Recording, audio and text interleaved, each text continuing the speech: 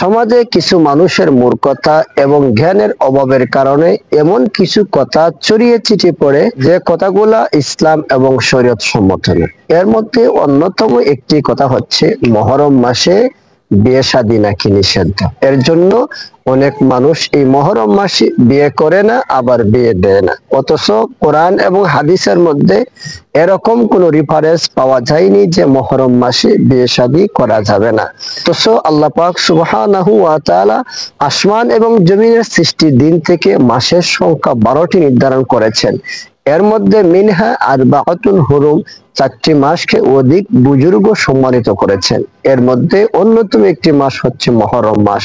আর হাদিস পাকের মধ্যে মুসলিম শরীফের বর্ণনার মধ্যে এমনটা পাওয়া যায় যে রমজান মাসের রোজার পরে সবচেয়ে ফজিলতপূর্ণ রোজা হচ্ছে মহরম মাসের 10 তারিখ তথা আশুরার রোজা।